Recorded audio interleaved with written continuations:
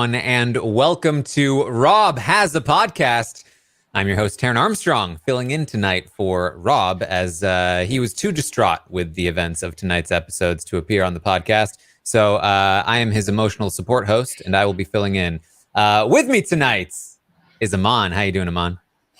You know, actually, the cat's out of the bag now. Rob has bowed out. I am now the owner of Rob Has a Podcast. It's now Aman Has a Podcast. Let's get the thing trending. AHAP, back in business, baby. We're here. While the dad is away, the children will play Let's Party. Woo! You'll never see Aman turn down the opportunity. He's got his $200 and he's ready to spend them. Woo! Yeah. Also with us here tonight is Sasha. How you doing, Sasha? You know, I'm hanging in there. I'm trying not to be angry. I'm trying to be positive. But here we are, people. Bear with me as we get through this recap, y'all.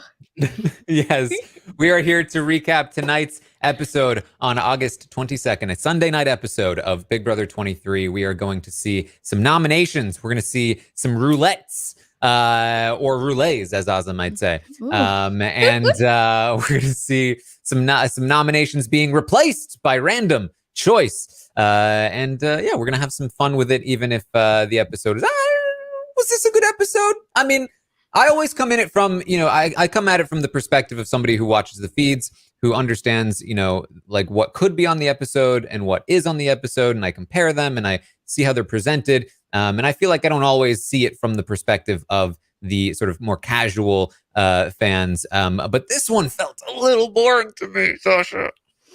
I don't know, again, if it's my own theory, but like we know that it's like not 100% what's happening on the feeds. I feel like Sarah Beth got a little bit more will in edit. And where was the cuddle whisper going on? Maybe they couldn't even catch it. Because to me... like, not to start like Taran on a like downward spiral again, but I feel like we just missed a lot of chunks, but it's still like a fun episode. Maybe because I just like the cast and I like watching them, but outside of that, it was stupid. It was, yeah. I'm just mad, y'all. Yeah, I will say I was kind of all over the place this weekend as far as feeds were concerned, so I didn't really get to watch a lot of them as I usually do. So I actually saw a lot of the stuff that appeared on this episode for the first time in the episode. So my experience tonight was a little better, only because I guess I didn't really necessarily know what I should have been looking for. I did still think that the whole Tiffany DF thing was kind of weird, but we'll get to it. Yeah. So I think for me, the biggest highlight of this episode for me, at least, was the lack of sort of explanation for the nominations, primarily the amount. They kind of showed that Kyland was attempting to influence these nominations. They did not show that Kyland made these nominations. Yeah.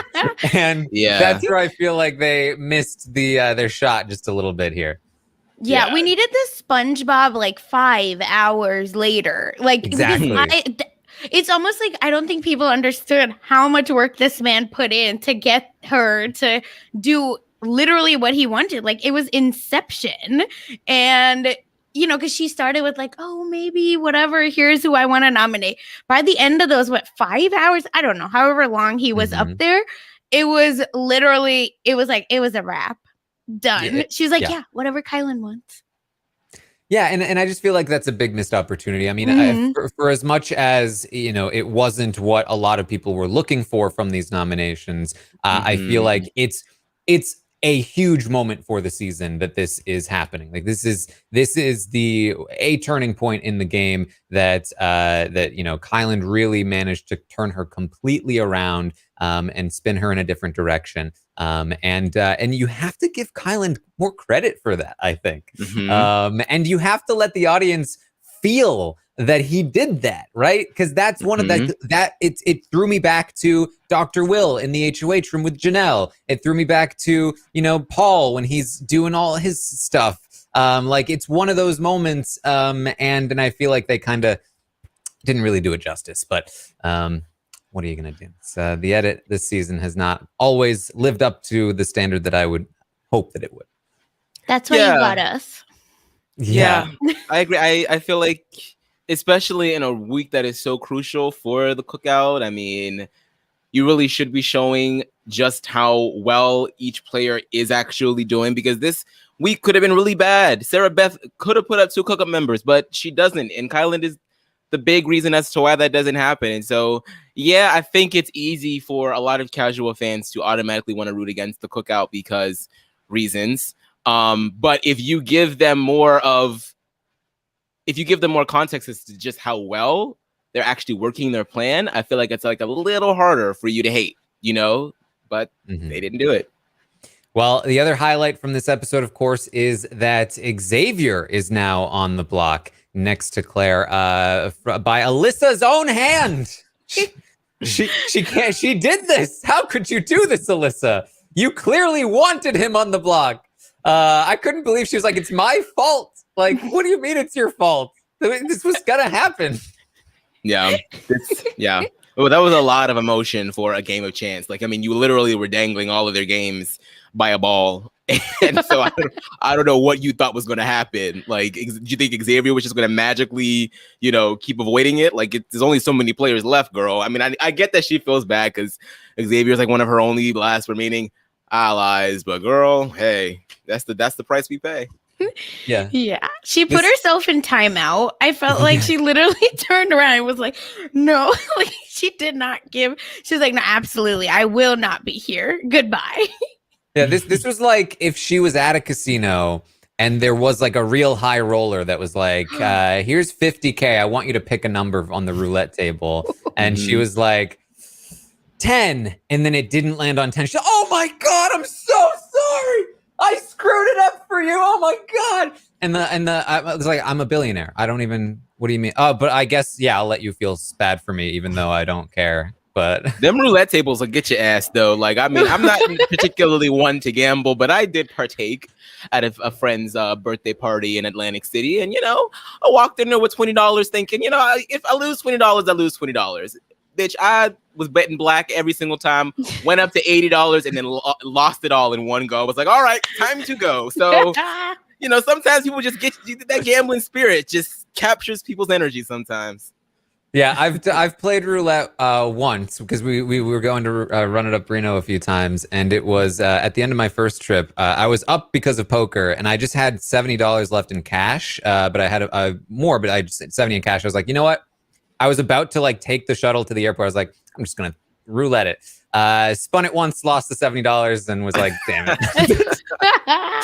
I felt so good before this. I'm still up from the whole trip, but now I feel like I've lost. Yeah, so even don't send me money on Big Brother. Yeah, it does not matter. It's getting spent. So Xavier on the block, but has no real reason for concern at this time because he is still up against Claire, who is a non-cookout member, and that means that the cookout should have the votes to keep him in the game, but he tells us he's going to be gunning for that veto. So what do we think?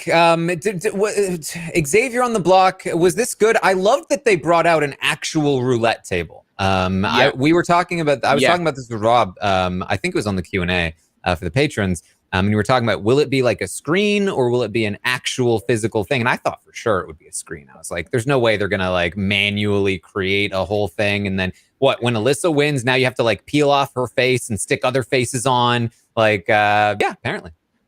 I just like could feel the energy of at least, I don't know, maybe 40% of the Big Brother community as that roulette table came out. Cause I just know that somebody out there was thinking to themselves, we asked for a key wheel and y'all bring out an entire roulette table. Oh my God, I put that in my notes. That's all we wanted was the damn key wheel, and you gave us this shiny ass, lacquered ass roulette table. Are you serious? I mean, and I don't really tend to agree because whatever. I don't really care about the key wheel, to be honest. But I just know, I just felt it. I felt it in the air. I felt it in my BB bones. I love this. Let's keep the roulette wheel. Let's every HOH competition should just be a roulette wheel. Honestly, hey. Or it might be better odds for a lot of people. Exactly. It would change the game, and a lot of people are looking for a changed game at this point. So. Oh yeah, we saw on Twitter. That really should have been. I think that actually really is a good idea, though, Taran, because I mean, this is supposed to be like a casino theme, you know? Like, why not have like put a button in the room, in the secret room somewhere, and tempt people to play? It's like, if you press this button, something different can happen next week. And of course, everyone's going to press the button because they're Big Brother fans. And then the next thing you know, there is no HOH competition. It's all decided by random draw. Like, that would be. The crapshoot ones are, though, right? So to me, it's like, instead of having to roll a damn ball into a shark's mouth, I don't know, whatever else they're doing, why not just literally leave it up to chance? Like, I feel like it'll be way more fun. Imagine like a camera on top, it's live. Even Julie doesn't know what's gonna happen. I'd love it. If you're doing crapshoot, do it like this, where it's literally up to chance. Imagine a world where you can't just be like, oh, Big D, he's final 3.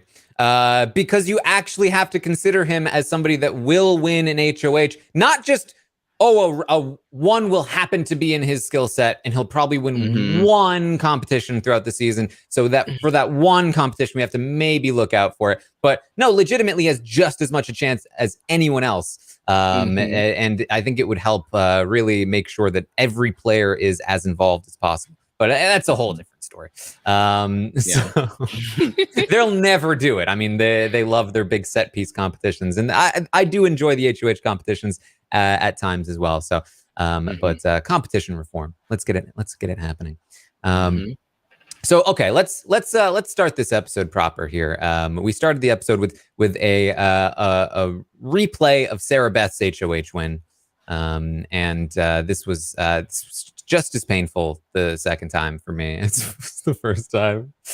We had a poll on Thursday night for the audience where it was like, are you happy with this HOH results? And it was like 50 or 60%. No, not happy. I think if we ran that poll again, I think we'd get a different answer. Yeah. I think Sarah Beth would also probably change her answer once she's out the door next week too. So Oh my God. I keep seeing this thing that everybody keeps saying that Derek X lost by 1 second.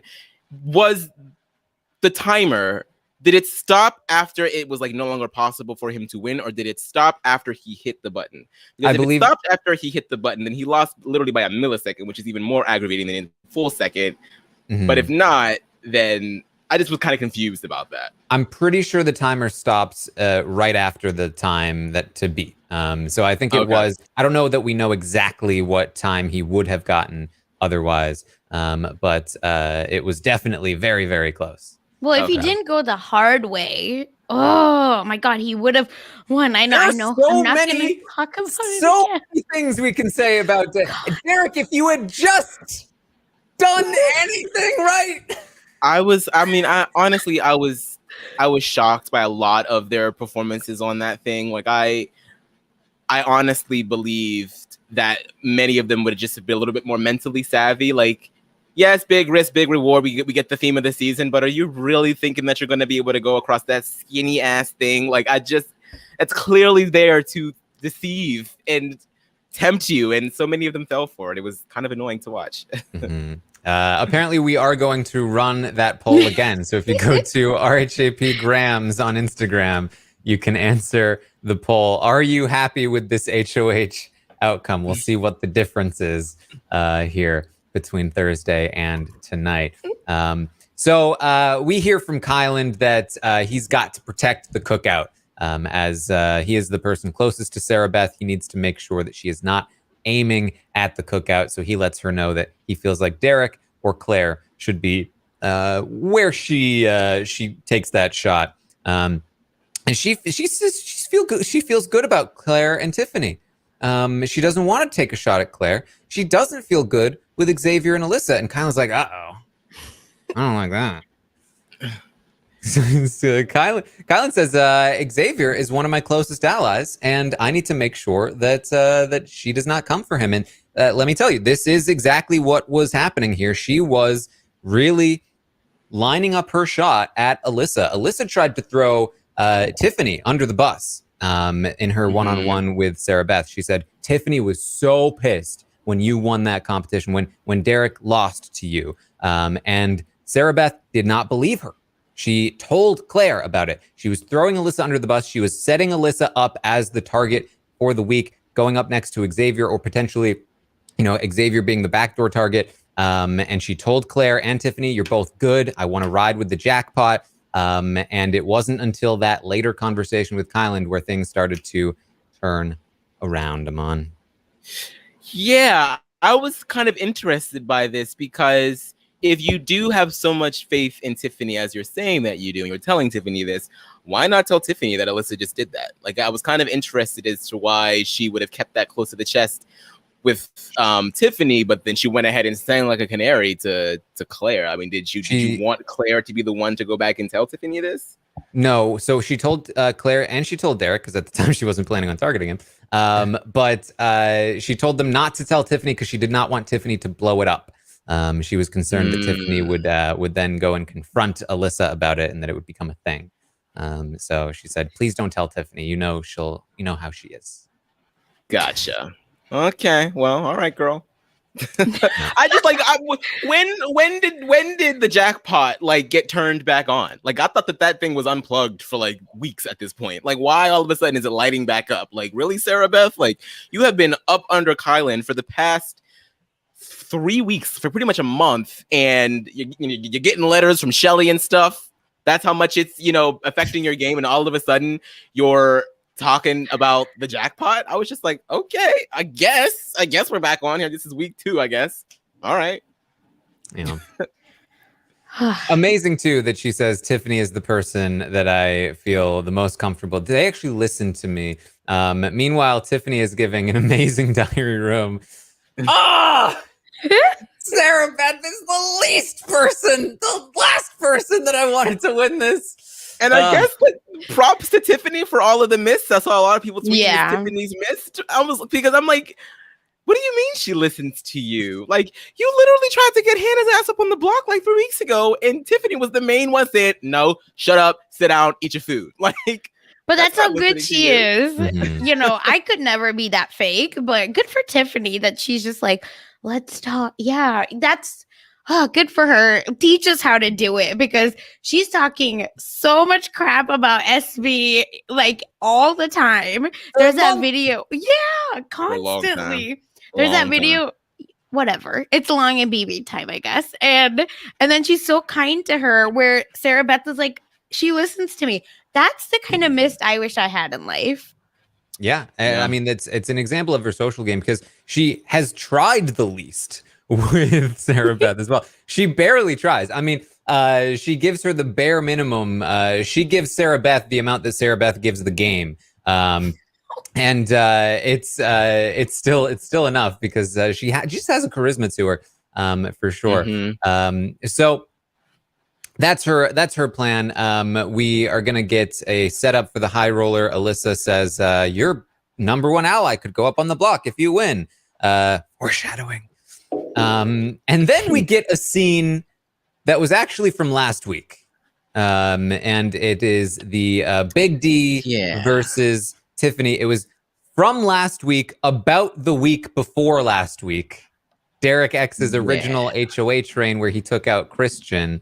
And this was they really went in on this. We pretty much get Big D's perspective on this, and you can usually tell where the edit wants you to go by who is narrating the experience. Tiffany, I don't believe gets any diary room sessions throughout this segment. And they're gonna hash this out. Basically, the premise here is that when Big D and Azza followed Brittany up, and acted like her bodyguards and called Tiffany a coward, Tiffany didn't appreciate it. And Big D feels like he needs to apologize for this, even though he doesn't feel like he did anything wrong.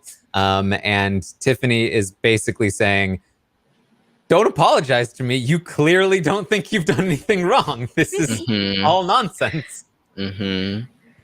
Yeah, and let me tell you, this edit definitely worked because I have a Big Brother group chat with a couple of friends from college. We all watch Big Brother and chat about it on the reg. And two of my friends were in that chat being like, oh, Tiffany did the most. Oh my God, like she's horrible. Like, how could she? He came to you with an apology and you just threw it back in his face. I was like, yeah, I don't think that's how this really went down. And I kind of was like vacillating back and forth with like, do I respond in this chat? Do I give them the tea or do I just let them have it? I just let them have it because I just didn't feel like talking about it. But yeah, I don't. Why did production go back and dig through the archives to get this footage to show this week? So it's like, is DF just going into the diary room at this point and just talking such massive crap about Tiffany that they're like, yeah, let's keep this going. You're doing amazing, sweetie. Let's go get some footage to really back up this claim. And if that's the case, why? Because is production getting bamboozled into thinking that the casuals really like Derek a lot too because of all of these votes that he's getting for BB Bucks when they're probably for Derek X? This whole thing is just really strange to me. I don't know why you'd want to throw Tiffany under the bus this way. It's weird. Why? Yeah, it's obsessive, especially like this angry black woman edit. Like, it's not cute. We talked about it last season. I don't know how many times, right? With Bailey and Davon, right? It's not cute. People have to stop. She has every right to be passionate. And so was Derek F, right? They were both passionate. They were having a conversation. This man keeps getting 100. That's a poll I want RHAP to run. Like, how is this man getting 100? Are you voting for him? Because, like, let me know if you are. Because this is ridiculous. And I just think that production's like, oh, he got 100 twice in a row. That means everyone loves him. Let's show more of him. Oh, at the expense of course, Tiffany. Why? For the record, in the poll that I ran, Big D received 1.79% of the Rob as a Podcast audience vote. So, yeah, it's not us. So we're in good company, y'all. High five to all of you. It just doesn't make much sense, especially the way that they seemingly buried him in the edit right before the first vote and calling Tiffany all types of bitches all over and over and over and over again. It just, I don't really see why anybody would want to vote for that. And this, like, look, this isn't me condemning DF as a person. I think that we all have flaws, and I think that he has a very, very strained relationship with Tiffany. I still don't think that, you know, obviously he gets a pass for using that word so many times, but I get that it's a pressure cooker and the game is the game. I get it. But I just don't understand why people would want to reward that type of behavior. Is it because of the fact that you see Tiffany as like the main head of this cookout alliance, and you're like, oh my God, he's the one that will break it up. We gotta give him power because he'll break it up. Because let me tell you something. At this point, like, look, I was probably where y'all were maybe 2 weeks ago, thinking I don't think that the cookout's going to make it to the 6. But now that we're getting so close to this, I just don't see any of them turning on each other at this point. If one of them leaves, it's because something went awry with the HOH wins. They are so close to making such grand history in Big Brother that nothing is going to change. So you can continue to vote for DF all you want. He's not going to throw Tiffany out of there. He's just not going to. I just don't see it happening at this point. They're just too close. Way too close. Mm-hmm.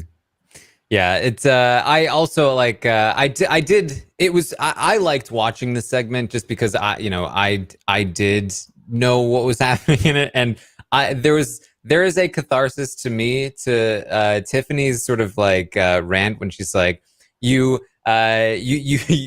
clearly don't mean it. You've defended what you did. You've denied what you did. You clearly don't mean the apology. You're gonna do it again. We're not the same. We're nothing alike. It was just like, oh yes, like this is what I want people to say to people who think that they can just insincerely apologize and make things go away, like constantly, because he was so clearly not sincere with the apology. And he even says as much in the diary room afterward. He's like, I didn't do anything wrong. I just need to shut her up, essentially. Yeah. And so like, you know, that being said, I still do think that Tiffany doesn't handle this the best way possible. Oh, yeah. I mean, if we're keeping it in, I could say. Right, definitely. Yeah. And I think that there's still a way for her to say that and still be a little bit more, you know, gentler and in delivery, because you have every right to be upset because they did roll up on you. Like, I love that she used the character Debo from yes, girl. But yeah, I totally understood that because it was weird. And I mean, I don't know if she heard him say coward, but I mean, he definitely called her that. And no, then they showed it that she was in the room. Yeah. Yeah, so I get it. But you do have a bit of a role in this as well, Tiffany, because you definitely were the one that was calling them liars and all types of stuff as well, which they were doing, and it was putting you in a bad position. I get it, but like, let's not act like this is this incendio that we have going on right now is completely one-sided. So I think at the end of the day, you do want to make sure that when the cookout does get down to the 6, that you were not the first one to go, because the way it's looking, he wants to turn on you really, really badly, and it's all he's waiting for is the last non-cookout member to be out of here. So I just think that you need to find a way to gently drag him. Just gently. Gentle dragging. But that's asking a lot of someone to like not be who they are, like especially when you're being called a coward. Like if someone called me a coward, like it would be on site. So but that's why I would get voted out first, probably out of Big Brother, because I don't think I would make it one day like without yelling at people. Yeah, you unfortunately don't have that Tiffany missed to things absolutely over. Not. I will no, absolutely not. I would like probably be dragged by security because I'm screaming so much.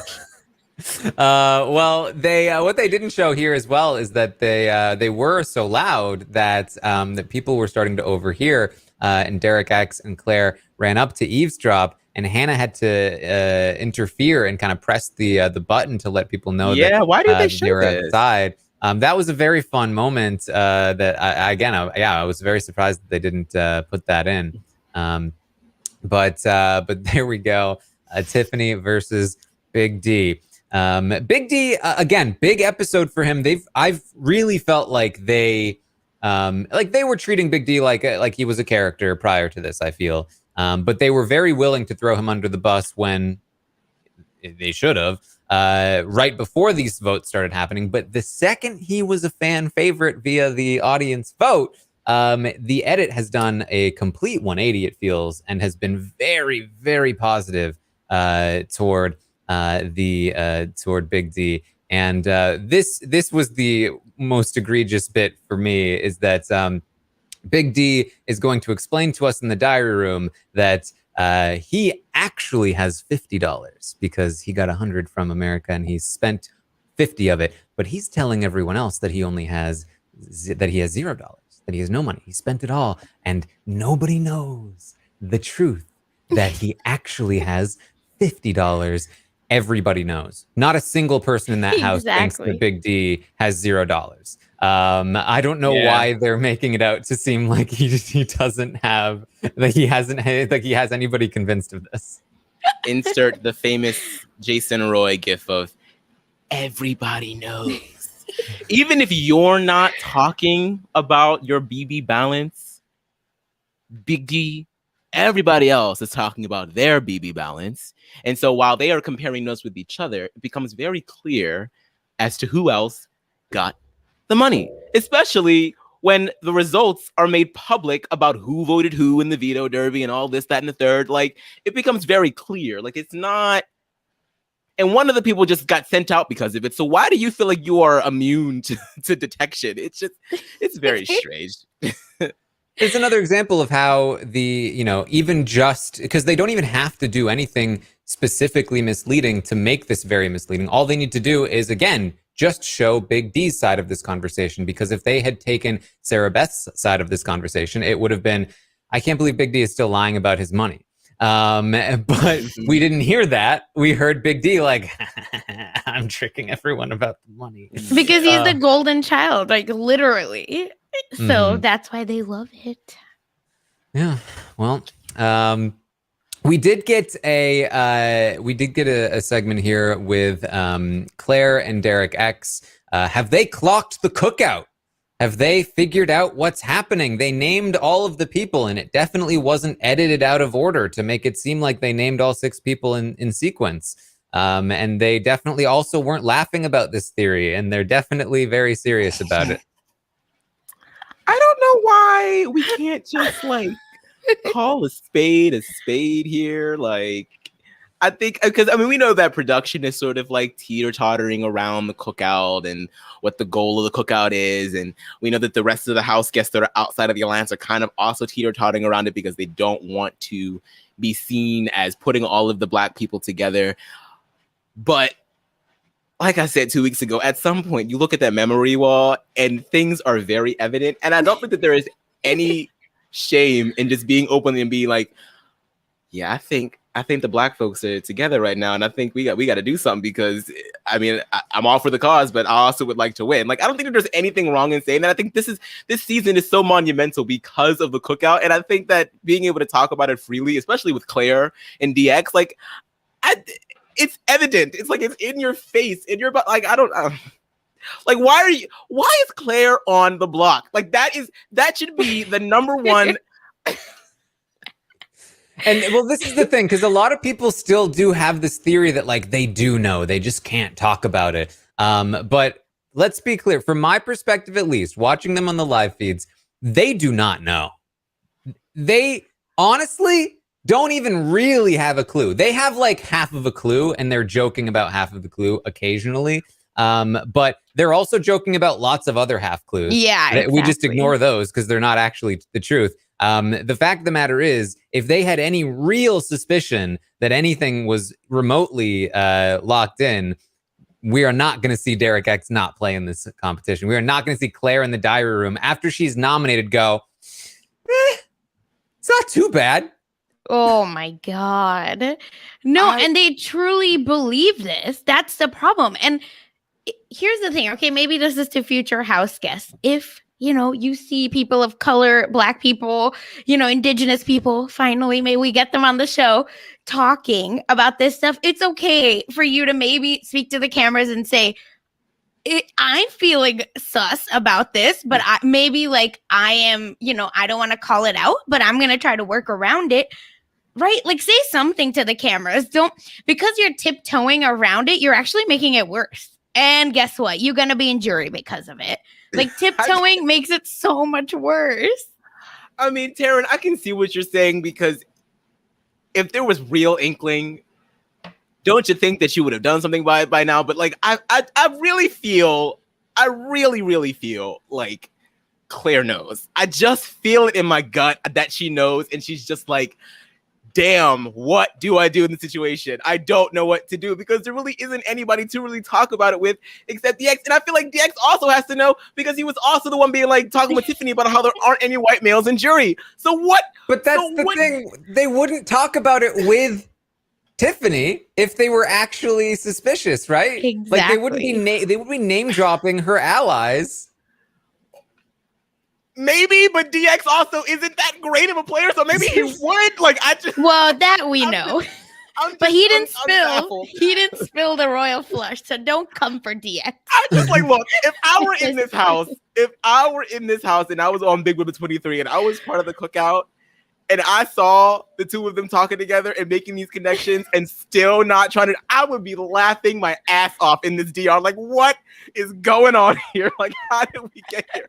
It has just been every time I watch these conversations on the feeds, I am like, y'all, it is smacking you right in your face and you can't see it, which makes it even more, they have to make it to Final Six now. They have to. They just have to. I will not accept anything less than that. It's just, and if I don't get good and not just fake reactions, I want good reactions of people finding out about the cookout. Like I want to pay to see Brittany find out that Azza and DF were in a whole nother alliance. I want, SB. Oh, that's the one. I cannot wait for her to find out her cuddle buddy Kai was just not loyal to you, boo. Sorry about it. Yeah. Well, I can't wait. Speaking of, we do get this segment, and this is the segment where, again, I feel like they could have done so much more with this. Kai is going to be talking with Sarah Beth and eventually flipping her around to the idea of like, oh no, you should trust Xavier, you should trust Alyssa. Derek X is the one you shouldn't trust. Claire, he ultimately says, not in the episode, but Claire is the one you shouldn't trust. And I do feel like they could have, because they could have shown her being like, aha, this is my HOH. I'm going to do what I want. This is not going to be a Kyland HOH 2.0. I'm going after Xavier and Alyssa. Those are I don't trust them. And then they could have Kyland's be like, I got to get to work. And then them in the bed. to 1 a.m. Crossfade. They're deeper in the bed now, cuddling, whispering. 3 a.m. Well, don't you think you can't trust Claire? I don't know, can I? 4 a.m. I definitely can't trust Claire. 5 a.m. I was thinking Claire and Big D. Kylan in the diary room.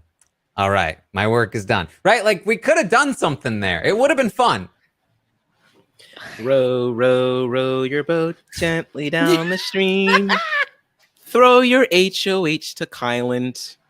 You fall victim to scheme. Like, I don't know. Like, it's just. Oh, wow. Wait, we have to, like, give you your props for that one. The flowers that Sarah Beth was holding, you now get them.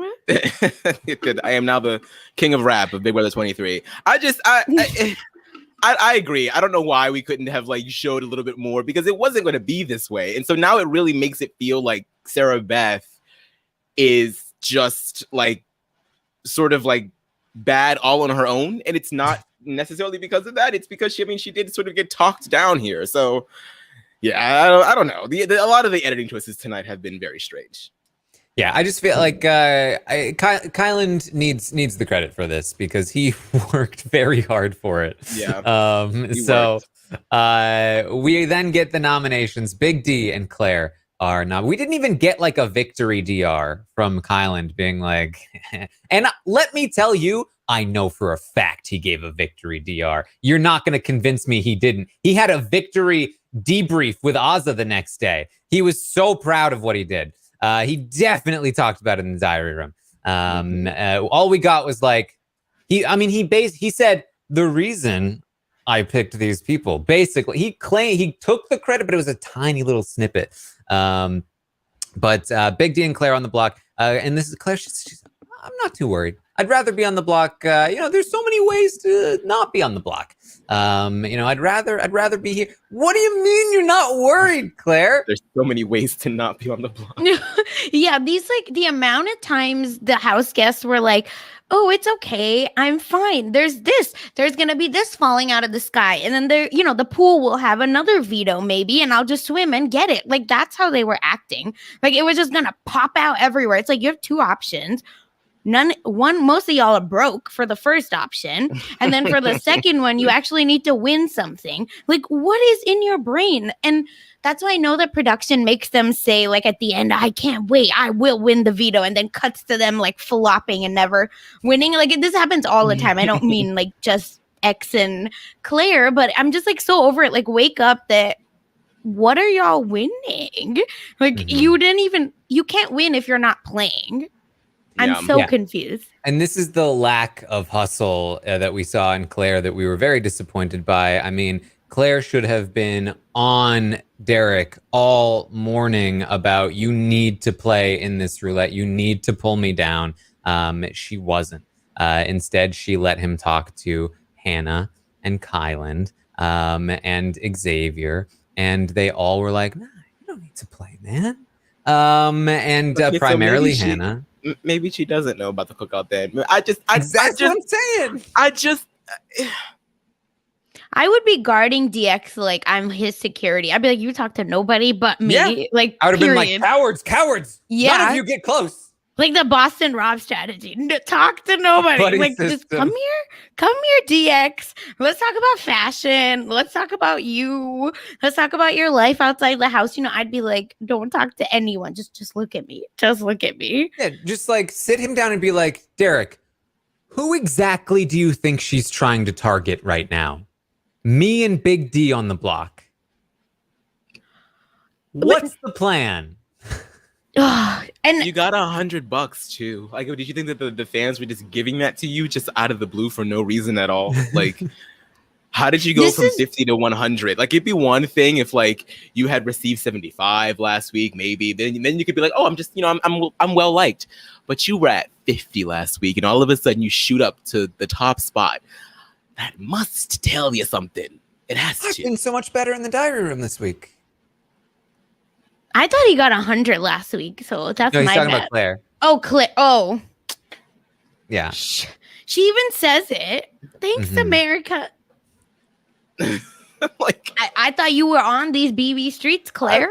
I mean, what a terrible segment, though, for Claire to receive. Oh, this is huge. She went from a $50 contestant to a $100 contestant in the span of a week. That's massive. That's an incredible accomplishment for the audience to really be rooting for her so much. And she gets $100. That's amazing. No, I still can't afford it. Sorry.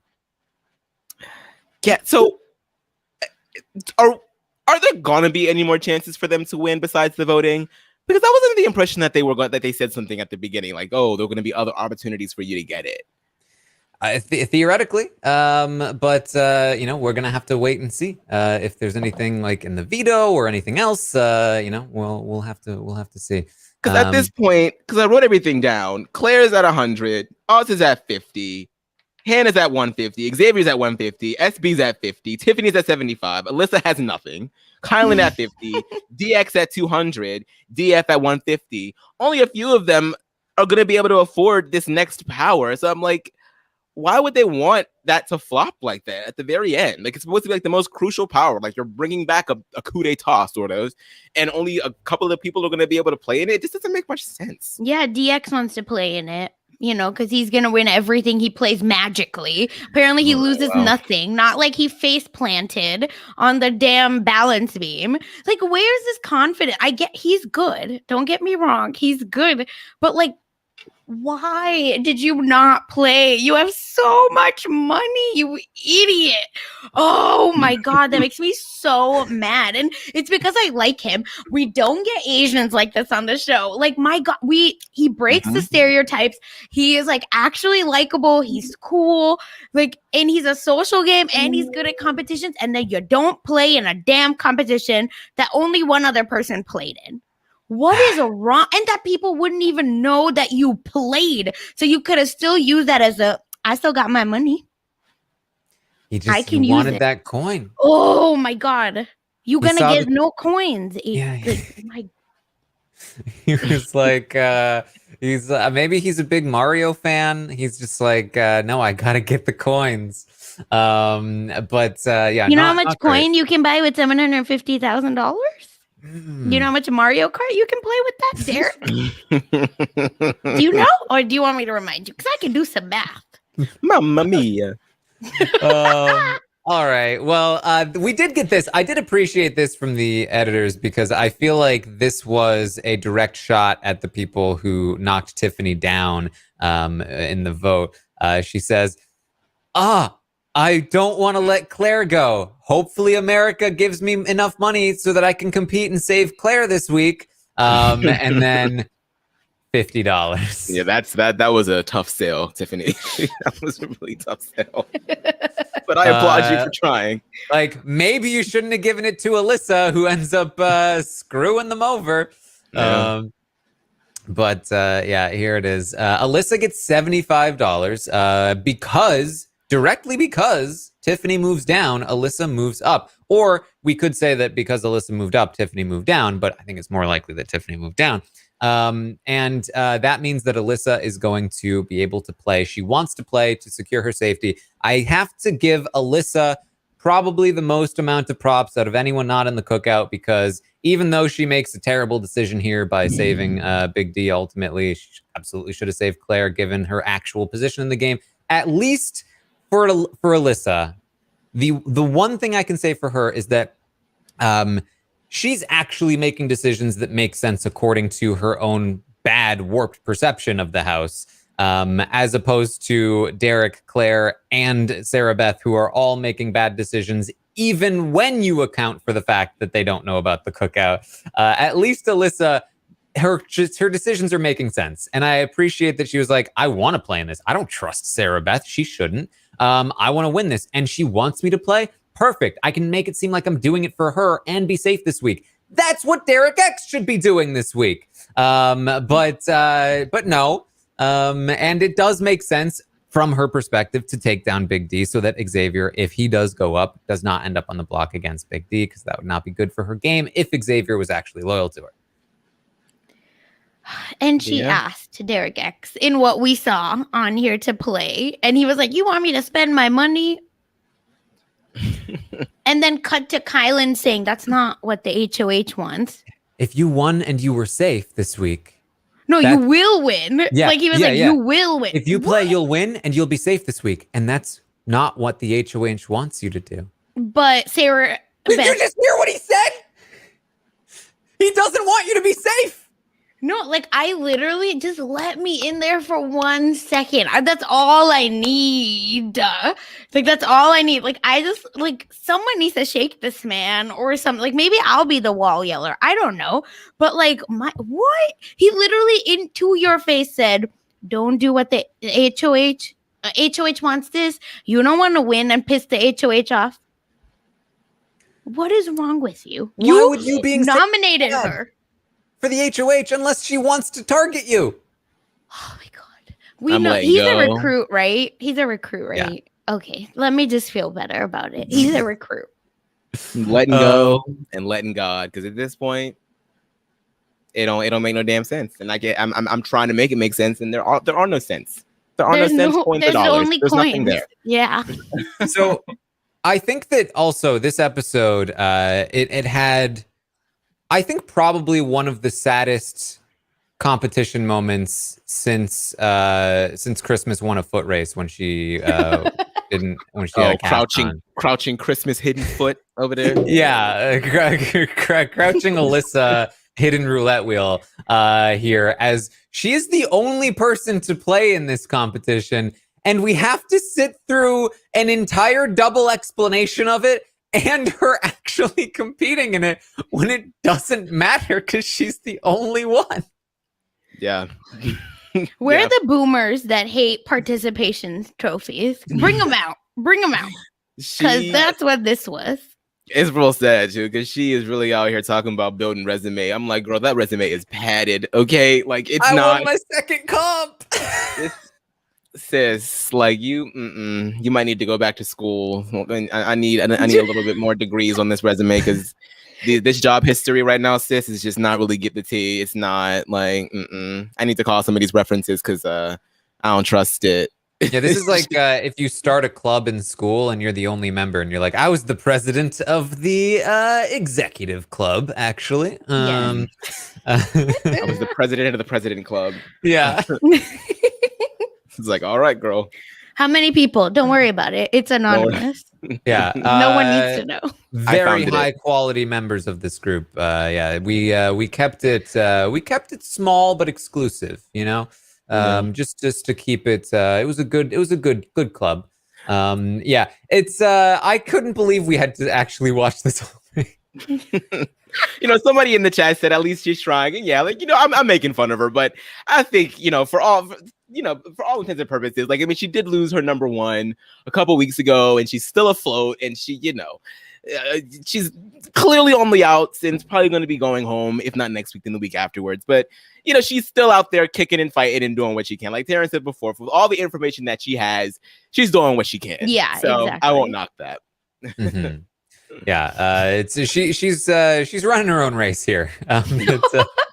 Everyone else is at the real field, and they gave her the little like field by the side of the road, and they were like, no, this is the real one. I promise. Just run. Oh, you're so fast, Alyssa. You're doing amazing, sweetie. Oh my god. Go ahead, give us nothing. No, I'm just kidding. Oh man. So we get to this moment. Derek chooses not to play. I think we've ranted enough about this at this point. Interesting choice this time. Last time they showed the scores of everybody that played. This time, apparently, they chose not to do that. I don't know why. I think to save themselves some embarrassment because nobody else played. Well, that was was it because only one person played that they just made the assumption that they weren't going to tell anybody else, say whatever any other scores were, or was this intentional? And if anybody else had played it, they still wouldn't have known. You know, because it's just weird to me that it changed from the first week to the second week. So what was the first week? Oh, because of the veto derby, so they had the. They listed everybody that played, except for Tiffany, who got no score, which was also a weird choice. Like, it feels like they're playing real fast and loose with these. Who are they going to say play? Yeah, it's and then I don't want to be I was about to spoil. Never mind. Let me stop talking. All right. Well, the roulette ball lands on Xavier. Xavier ends up on the block. Alyssa's upset about it. We did talk on that, but we're gonna end this episode on Sarah Beth, who's doing her little dance, and she says, "Sorry, America, I'm sending your boy home." In your next, baby. You the clown. Oh my god. I just can't. That's what I'm saying. I will pay money for SB to find out about Kai. I think she'll be devastated. Row, row, row your boat gently to the block. Evict the only people you should work with. And lower all your stocks. Wow. All right. Oh god. Anything else from this episode that we should talk about? Do we? No. Yeah, I don't know if it's like for spoiler about production. Well, yes. Okay, so there was some talk on the feeds that when Derek was saying that he was not going to compete, production was basically like, wait, you're saying that you don't feel safe, but you don't want to compete. Why is that? And they kept like prodding him to explain himself further. I do think that from my perspective, at least based on what he said, it makes sense in the context of the episode that basically because of the position that he's in, where Sarah Beth is targeting him and he's choosing not to play, they do need more from him than just, nah, not going to play. I'm going to save my money. Like they wanted him to be like, this is why I'm not playing, even though this and that, I'm going to have to do this. Like they needed a bigger moment for that. So it makes sense to me why they would keep prodding him for more explanation, more so than they're like, are you really sure you don't want to play Derek X? Because I'm pretty sure you might need to. I mean, I'm not saying anything, but so, you know, this to me is very typical. Like, and this is, you know, when the audience talks about like production interference, this could be classified as that. I mean, a savvy enough player would recognize in the moment, they're really asking me a lot about this. Yes. Laughed about it. And I will say usually don't they like cut off if they're talking about production? Like I feel like feeds like go somewhere else or we don't hear production wanted us to know that we tried to production was like, I wanted you to know it was me. I wanted you to know. Like to me, it was that moment because I couldn't stop laughing. Like this clip is hilarious. I feel like people really should like look at it because Derek is just like laughing, and I was like, "Hello!" And you should be laughing at yourself. Yeah, it's the same thing though. Like during the Brent eviction week, like they were absolutely asking. Not that they were trying to save Brent, but they were asking him constantly. I'm sure in the diary room, how safe do you feel? Do you think you're like locked in? Would you say that you are 100% confident that you're safe? Like, if you are a savvy enough player, you can read into what are they looking for these questions because of the potential episode. And, you know, again, you can sometimes read into that, although sometimes that's a losing battle as well, because it doesn't always mean anything. But yeah, that is the kind of interference. Again, I don't think it's intentional. Like, I don't think they were trying to save Brent in the same way that, like, I don't think they were actively trying to warn Derek X, but they definitely wanted more of a moment there from him. Yeah, I think it's so strange to me because the way that he described it, he was like, yeah, they kept asking me. I'm just sitting there like, oh, I'm like, that should, there it is. That should, like, okay, all right. Yeah, it's you like, I feel like I am the cartoon that like blows the head, you know, like the head just like goes crazy, like the anger in Inside Out, like that to me right now. So, all right, well, we do have the results from the Rupaul here for are you happy with the HOH results? We asked on RHAP Grams on Instagram, and here are the results. Last week on Thursday, it was 59% no. This week, 92% no. Damn. We are not happy. No, I'm not okay with that, said the audience. Wow, the approval rating of it all has diminished severely. But you talked about she wants to be a villain, right? I think you and Liana talked about this too, but lean into it, boo boo, because you are. Okay, you sent allegedly our boy home. We like Tiffany too, though, and we like X and Kylan too. Guess what? We diversify here. I just cannot wait for the jury segments at this point. I just can't wait for them all to roll in there and to get a chance to sit down and talk about all the stuff that's been going on, because I have a feeling that this is going to be a very interesting and entertaining jury session this season. Oh, yes. All right. Are you guys ready for spoilers? Let's do it. Okay, well, if you're going to bounce out now, thank you for joining us. You can, of course, find me on Twitch, twitch.tv/Taran Armstrong. Make sure you check out the live feed update tomorrow. Even if you're bouncing out for this, you're probably not going to, but you should. You're missing out. And Rob is also going to be live for the patrons tomorrow with The Slop. So check out all of the upcoming Big Brother coverage. But in the meantime, let's get into some spoilers. The Office of Civil Defense has issued the following message. This is a spoiler. Warning. A spoiler. Warning means that an actual spoiler against this country has been detected and that protective action should be taken. Boom! Spoilers! We're here! Woo! Oh, we're always so excited about spoilers. What's coming from the spoilers? Let's do it. Let's talk spoilers. What happened, Aman? Did Derek X get? So Xavier and Claire are on the block. Yeah. It's all coming down to the veto. Did Derek X win the veto? No, Derek X is not winning the veto. No, he lost the veto. How did he lose? He's so good. Derek X wasn't chosen for the veto. Yeah. No! Is that possible? Is that allowed? The BB gods were not on his side this time around. Tyler Crispin, he is not. Okay. No. It just didn't happen. This is the absolute worst thing that could have happened, considering that he chose not to play in that damn roulette comp. Like, then you don't even get a chance to save yourself. Like this, that should have just been, bless his heart. Honestly, bless his heart, because he's just so good-natured that I don't even feel like he feels defeated. I feel like he's just there and just like happy to be there. You know what? I can't care more than you. All right. Oh yes, Aman. As we say, just bless his heart, right? Like, I truly am at a loss of words for this man. Just give him a hug and bless his heart and pat his back on the way out. Because what the hell, man? Yeah. And the thing is, too, like, I agree with Kylan. If Derek had played in that roulette competition, I think he would have beaten Alyssa. It didn't seem like she did that well. And he literally only needed to be one person. You spend $125, you have to beat one person. And maybe there are other opportunities to win some money. And maybe you could have played in both. Because guess what?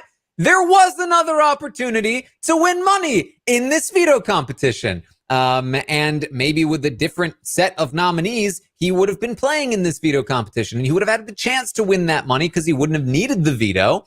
And he could have gone for that extra money. And he still could have gone for the Coin of Destiny next week. Guaranteed shot to be in the game next week and to compete in the following HOH. And instead, he has to rely on getting chosen to play and then winning the power of veto. He didn't get chosen to play. Tiffany did not get chosen to play. Hannah did not get chosen to play. He was dead from the second they made the veto draw because everyone playing was going to use the veto and there was nothing that he could do to stop it. And not only that, but he didn't even talk to Claire and be like, I'll use it on you. Pick me if you get house get choice in the veto, even though he knew he was an option because Hannah and Tiffany were like, you need to win this thing. And even if he had one, he wouldn't have used it on Claire because he was worried. He would have been worried that Hannah would go up. Hannah, his loyal ally. Who's like, oh, Derek, don't play in the roulette. You shouldn't play. Yeah, let me play. I'll play for you. Yeah. That's fine. Yeah, what you want him to give you his money? He probably would have. If that was an option, he would have given his money away. Oh, he's so... At this point, I just hope that Derek X's parents don't actually watch the show, because maybe there is a chance that he can come back home and convince them to let him come. Because, like, if his parents are seeing just how many times he had the opportunity to save himself and then didn't take it, like, no, you can't come home. You better use that stipend. Find a nice apartment nearby. We'll send you some food if you need it, but you can't come home. Sorry, the $750K is not yours. You didn't win, so it's over. Yeah, somewhere on a beach in Hawaii. Travis is laying in his beach chair on his phone, looking at the episode. He's not actually watching the episode. He's just reading about what's happening, and he's like, all right, you know what? Yeah, you know that interview I set up for Derek X after he comes off the show? Yeah, you go ahead and cancel that. Oh.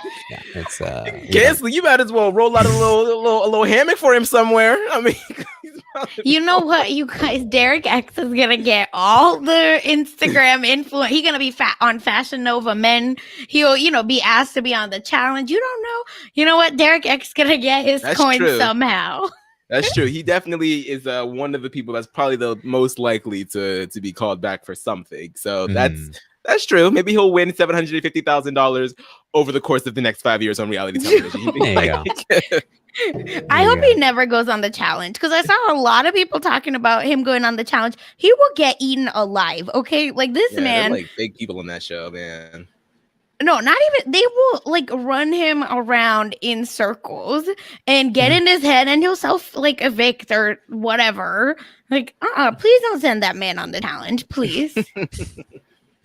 All right. So the winner of the veto, of course, is actually going to be Xavier, who actually had to take some punishments to obtain this veto. One of which is that he had to give up all of his BB bucks. So Xavier is now BB broke and cannot afford the coin of destiny next week. He also has to go into solitary confinement in the day leading up to the eviction. And he also is going to have to be a third nominee next week, as long as he doesn't win HOH. So if he does win HOH, I believe how it works is that the third nominee punishment will be pushed back until the week after that he is not HOH. He will be the third nominee either next week or the week after, depending on if he wins that HOH or not. And so this was an interesting call from Xavier. Again, I'm interested to see the episode here. He didn't really need to win this veto. He might not have even needed to pick that punishment to win the veto. And even if he hadn't won the veto, he probably would have been taken off the block anyway. And now he has committed himself to be on the block in the coming weeks, where it's going to be a little riskier. So I don't love this from Xavier. It'll probably be fine, but does not seem super necessary to me. I gotta say, it's a little fishy from production. Like, now look, like, I don't like to be that but big of a conspiracy theorist, and we knew from the get-go. I mean, Julie Chen said it over and over and over again. This season is about risk reward. Oh my god! Like, so the fact that he had to choose a punishment isn't necessarily something new, but these punishments are very severe for a veto comp.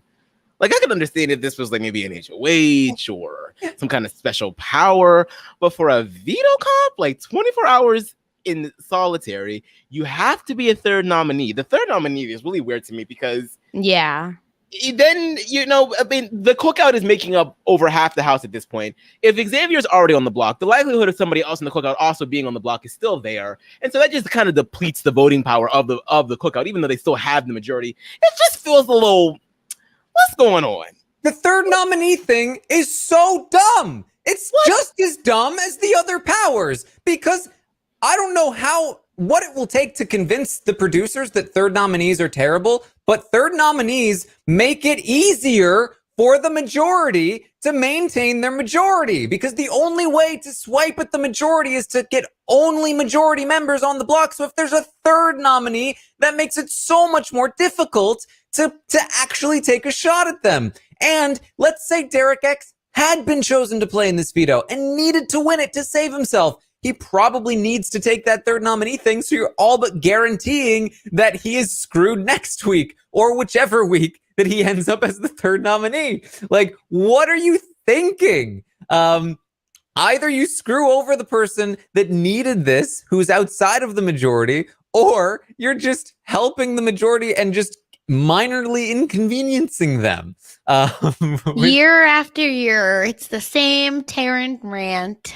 Yes. Year after year. Here we are. It's that time. It's that time. The only time that the third nominee truly brought me joy was when all of the casuals effed up the voting process back in BB15 and put Alyssa's ass on the block. That was the only time that I was like, all the other times it has been very, very par of the course. Okay, so like, yeah. Oh man, I don't get it. My God. So that's where we are. Xavier should be taking himself off the block, and Derek X will be the replacement nominee, and Derek X will be going home this week.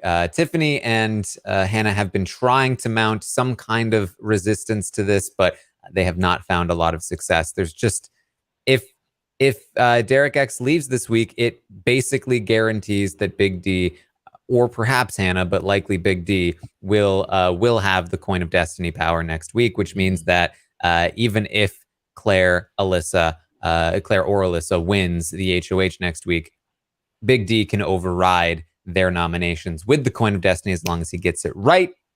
If Derek X is still in the house, then not only is he a bigger threat in the competition, but he also will have the Coin of Destiny likely. Something else to mention is that Big D did win some extra BB bucks in this veto competition, and I believe I think it was at least 50. So he will be able to afford the Coin of Destiny no matter what he gets next week, I believe.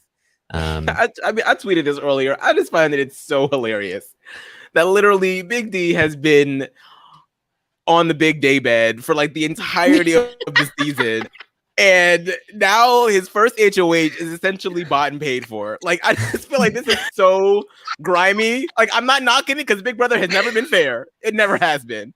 But I'm just like, why are we giving out HOHs with payola? I just don't understand. And why is it going to Big D? But you know what? I'm just going to let it rock. It is what it is. Do you think that's why they're giving him so much, like, screen time? Because he's about to be the next, allegedly, about to be the next HOH? Well, I think they're giving him screen time because they're like, okay, we screwed up. We really screwed up because Brittany was a fan favorite. She left. Now Derek X is a fan favorite. He's leaving. Claire was just a fan. Oh, she's screwed too. Just Big D is all we got, guys. I mean, he's the only one that's going to be here for a while. We really need to go all in on Big D. Oh my God. I have to know how people are voting for like, this is like a true sociology experiment that I feel like maybe I'll dive into Facebook to look at, because what a ship to, you put your anchor on, production. Like, what a person to do so. And let me tell you, I think he absolutely will get $100 next week, even if he doesn't need it. And here's why I think it will be cemented. And I think that production will really lean into this. Sarah Beth, who we've barely talked about in this recap, but I mean, this move terrible from pretty much every angle. She believes that even though she put Big D up on the block, that by guaranteeing him the fact that he'll get this Coin of Destiny, that he will protect her with the Coin of Destiny. Big D can't stand Sarah Beth, and absolutely will take her out of the game with the power that she guaranteed he would have. And so if we get Big D on Thursday night talking about like, oh man, can't wait to go after Sarah Beth. I'm coming for her like Frenchie came for Travis. And the audience is like, yes, Big D will get revenge for us. They're going to be like, give Big D the power. And then we'll watch Big D as he takes out Sarah Beth next week. Yay, at least. Unless production interferes and they talk to DF in the DR and they're like, are you sure you don't want to nominate Tiffany? Do you feel safe with Tiffany? How do you feel about Tiffany? So Tiffany, tell us more. Elaborate. Extrapolate, please. Tiffany. It's fine. Then there will be Tiffany, Sarah Beth, and DX, and Sarah Beth's still gonna go. Okay. Yep. Somebody did mention in the chat, maybe his dad still has sway, Big D's dad being Smokey Joe Frazier. And, maybe. I mean, Big Brother does have a large portion of the fan base that is older. And so maybe, he barely talks about it on the show. I feel like he talked about it once and then that was it. Yeah. But, maybe there are a bunch of wrestling fans out, or boxing. Boxing? Yeah. Yes. Boxing fans out there that, are like, yeah, let me, give it to the heir of a Mr. Frazier. My thing is that if Ariana Grande can't swing in America's favorite vote, then I don't know Joe Frazier. Well, I mean, it would, it probably would have been a lot better if her brother was not doing everything in his power to make himself the most unlikable person on the cast. I mean, did you watch the Thursday night episode before he got that first vote? Because I feel like he was also doing a lot. Yeah. Using the B word left and right, calling everybody out of their name. And now production was like, oh, let's use that to our advantage and flip it on Tiffany. It's mind-boggling. It really is. God, people, don't fall for this. Don't. We are better than this. We're smarter than this. Okay. Anything else to talk about before we wrap this up here for this Sunday night of Big Brother 23? That's it for me. I'm very, very excited to see where the rest of this goes, and I really do hope that the cookout does make us to the final 6. I know that it is frustrating for a lot of people. I know that people want to see power shifts, but I think that my mind has really shifted on this because of what Xavier talked about on the feeds the other day, when he was, we already made history by making it all the way to jury. I feel like we should just continue to make history and make it to this final 6 and really make a stand and really make a statement to have all Black people in that house at the end. And I want that for my spirit now too. And so I'm really rooting for them. They still got a little ways to go. Things could still go awry, I mean, Clara's still there, Alyssa is still there. Something could happen. You never know. But at this point in time, it's looking like it's really attainable, and that's something that I would really like to see. We could take a couple of questions if people have some questions in the chat. Feel free to ask, and we can maybe get to a couple of them. But Sasha, anything else that you wanted to bring up? Yeah, I also, I'm so excited for this season, and I think it's amazing the cast we were given. Even, the white folks in Christian is the white person I have been asking, right, to get put on this show, and I'm talking about DX. I want him to stay, but at the end of the day, I want the cookout to make it. It's not only because it's obviously it's time, one, and then secondly, it's also they have been doing so well. Imagine next week, even if they lose HOH, they still might not be going home, more than likely, right? Let me not jinx anything. Knock on wood. And I just want folks to take a breath and understand how well they're doing, because in years past, it's only because of these strong alliances are winning everything is because their members haven't been going out, except that look at how great they've been doing. So I just want to say, I've been saying all this, but it really has been monumental, and it's just about time we have a Black winner on regular Big Brother, and hopefully next year the 50% actually has all kinds of people of color, and we have more DX isn't the only Asian man, and Chud, Hannah Chud doesn't have to be the only representation for South Asian, we where are we at? I know we're a party. So that's all I have to say. All right. I feel you, sis. Yes. I did get a question about Hannah from Cassidy. Didn't Hannah lie to the house guests about playing the roulette? Yes. Hannah did lie and claim that she played in the roulette. I do believe that a couple of people in the cookout know that she did not, but I'm not 100% on that. But she did pretend to Derek that she was like, yeah, I lost by a couple points. Oh, yeah, man, just missed it. All right, Hannah.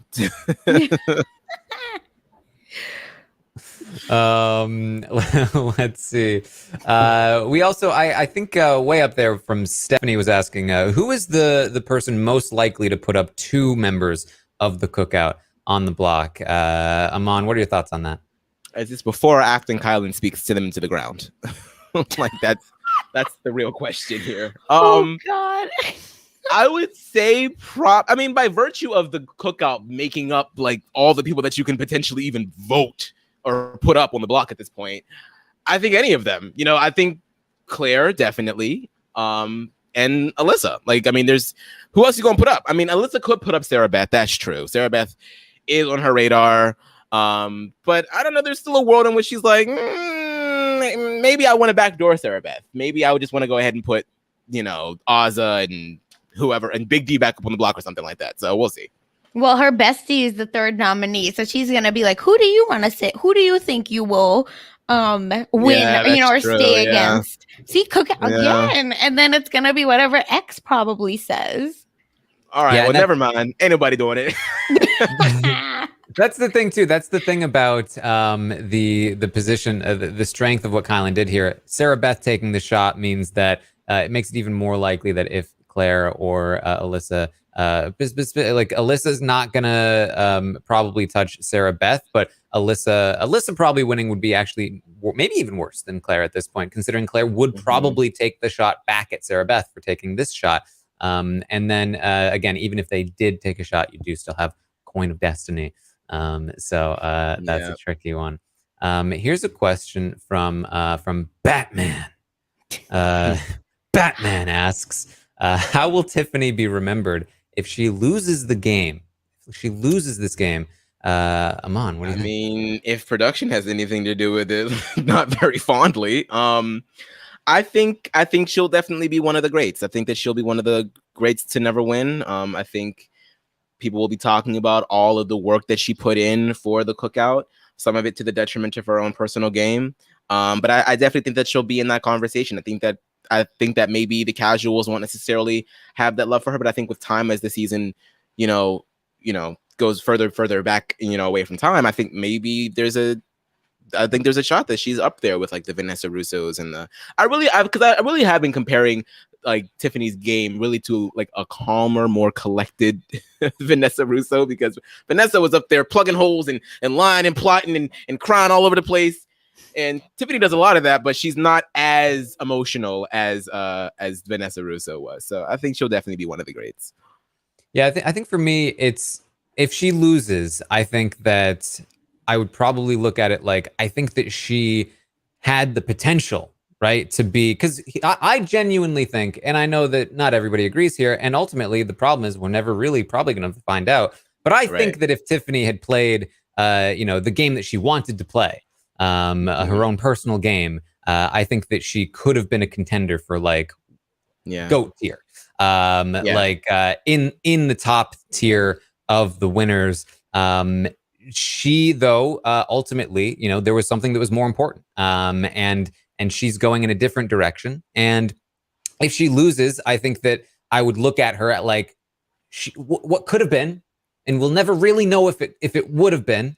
But she's still, I think, to me, up there in terms of probably, and maybe she completely botches it and screws up and makes us feel like, okay, maybe. But then you always have to ask that question as about whether or not, like, does that count a little bit more for her game, that she is choosing this larger cause and purpose and purposefully putting her game in the back burner, and that's a bit of a crutch for her, but she's still doing very well at this point in time. Like, does that count for anything in this game? Like, does that, is playing with a crutch even more of an impressive, feat? Yeah, a little bit like a self-imposed Eric Stein almost. Like yeah, honestly. I think there's definitely a lot of interesting conversation to be had postseason when it comes to Tiffany's game. And even if she wins, then I think there's a lot of credit to be made that she took a harder path and still managed to pull it out. But you'd also, I think, probably dock her some points for intentionally taking the harder path when she didn't need to. But again, it's I think lots of interesting discussion can be had here about Tiffany and whoever else ends up winning this season, whether it's Xavier or Kyland or anybody else in the cookout. All right. I believe that is what we have for you here tonight. Thank you so much for joining us here. And let's do some plugs. Let's do some plugs. Guess what I've got? I've got these. Look at that. Ooh. The visuals for my plugs here. Ooh. Look at this. Tomorrow at 11 a.m. Eastern, I will be live with myself to talk about everything that happened today on the Big Brother 23 live feeds. That should be an experience. So make sure you tune in tomorrow morning for all by yourself. Tomorrow, we are also getting the slop from Rob for the patrons of Rob as a podcast. Rob goes over everything sloppy in Big Brother 23. This week, I believe Maggie Morgan will be joining Rob for the slop. So check that out tomorrow if you are a patron. And then Tuesday nights, I will be joined by Melissa and Chantel for the Stockwatch Roundtable. And this is going to be a good one. I'm getting ready. to knock those stocks off their stock perches. Oh my gosh. People are going down, folks. It's not going to be pretty. It's a violent ass stock watch. God damn. I know. Save your coins, people. We are also going to get, of course, on Wednesday, Rob will be joined by Melissa, Kirsten, and Asia to talk about the Wednesday night episode. We'll see that veto competition, and they'll talk about everything that goes on there. And then we have the 5th best season of Survivor. It's Survivor China. Great season of Survivor. Love that season. Rob's going to be joined by Kirsten and Brian Scally as they talk about the 5th best season of Survivor China. We also have Rob and Akiva need a podcast. It's Keeves Peeves, episode 143. And Sasha will be joining. Sasha, what are Keeves Peeves? Explain this to me. Yeah, so we did a rank. Well, it started with a bracket, and as you know, Renap, Rob decided actually that's wrong, and we decided to do like a which one, like knockoff or whatever style, and it's all of listener submitted pet peeves. So listen to it and just hear us, I think, talk about our own pet peeves. We created our own off of yours. It's a hot mess and so fun. So please listen. All right, so check that out. Then we've got RuPaul's Drag Race All-Stars 6 episode 10 recap with Liana, Beth, and Aman. What's going on here, Aman? Yes, this was the famous game within a game reveal episode where we finally got to figure out what the hell RuPaul was talking about. And let me just tell you guys, a certain queen has really redeemed herself in the eyes of Drag Race fans. And it's just been it was a really good episode for her. And so definitely check that out if you have not. All right. Then we have some Love and Hip Hop Atlanta. Sasha again bringing it to us with Asia. Yes, this is a new podcast. This is only episode 4, I believe. I've had Bryce on for episode 1. Chappelle was on, and then Mari, and now Asia.